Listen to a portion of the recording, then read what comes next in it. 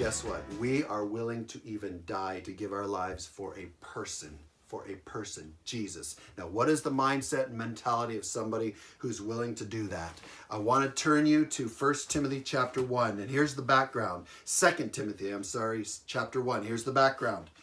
In the book of 1 Timothy, Paul gives this young pastor, Timothy, his apprentice, Paul's apprentice, a blueprint, a game plan for how to lead the church. And Timothy is this brand new little pastor. He's taken on a load. Paul says it's going to be tough. You're going to have to confront people. They're going to look down on you because you're young. You're going to have all this opposition from the outside. But then in chapter 6, he says, flee youthful lusts. You're not only going to have opposition from the outside, you're going to have opposition from inside yourself as well. Flee youthful lusts and run to righteousness. Flee from lust, run to righteousness. And Paul exhorts him, gives him this handbook. And then there's time in between, and then the second letter comes. And the second letter is gentle, but it's direct. Paul is saying, Timothy, you're falling down on the job. Timothy, in chapter 1, verse 7, Paul says to Timothy, verse 5, he says, you have a sincere faith, brother. I've seen that in you. That's why you're pastoring. You're a solid man of God. But he says, you have not been given a spirit of fear. You're acting out of fear, cowardice, timidity. But you've been given by God a spirit of power, love, and of a sound mind. Timothy, rise up, my brother. Rise up, my brother, because you're playing the coward. You're being timid. You're not standing up and entering into what God has for you. You're backing down. You're taking cover. You're retreating. And then Paul says these words. He says in verse 8, he says, therefore, do not be ashamed of the testimony of our Lord. Ashamed means disfigured. The word is a picture of disfigurement. Shame disfigures us. Being ashamed creates disfigurement. Here's what Psalm 34 verse 5 says. It says, those who look to him for help will be radiant. Their faces will never be covered with shame. They will never be disfigured because their faces will be radiant. It is the legacy, the destiny, the privilege of believers to have faces that are radiant. But how do you have a radiant face when there's difficult times? Here's how. Verse 11 and 12. Paul says this in verse 11. He says, I was appointed a preacher, an apostle, and a teacher. That word appointed means I was grabbed hold of by God.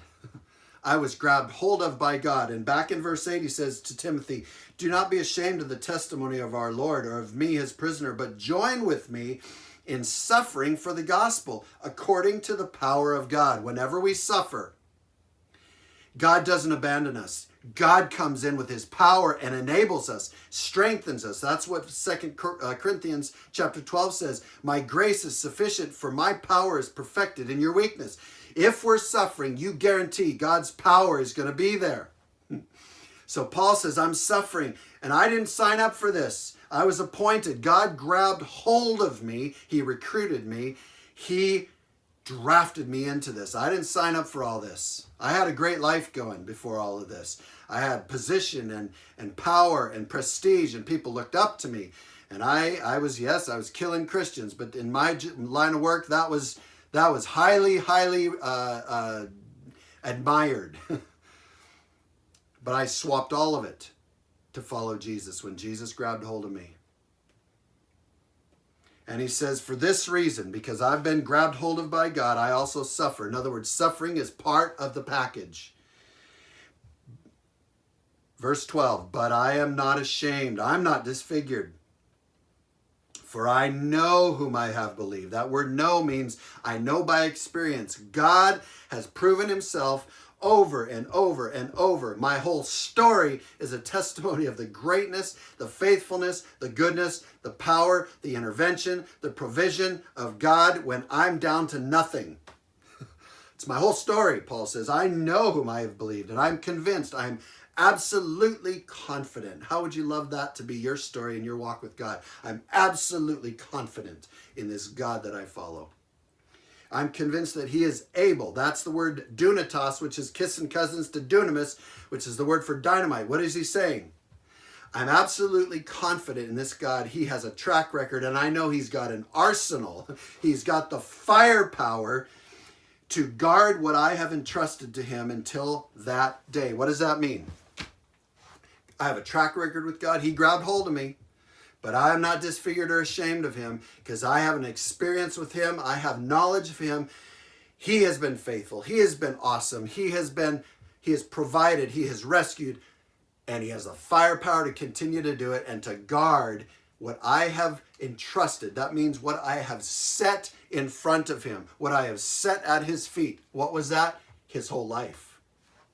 His past, he entrusts forgiveness of his past where he was killing Christians. He entrusts and set before the feet of God his whole life on this planet and his eternal destiny. So I am able to entrust all of that to him because I know him. I'm absolutely convinced that he has the firepower to take care of me. I've entrusted everything until that day. What day? When we see him face to face. When we get across the finish line. When we graduate.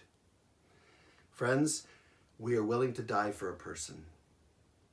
We're willing to die for a person who we know, who has the firepower, who will get us across the finish line beautifully. Jesus.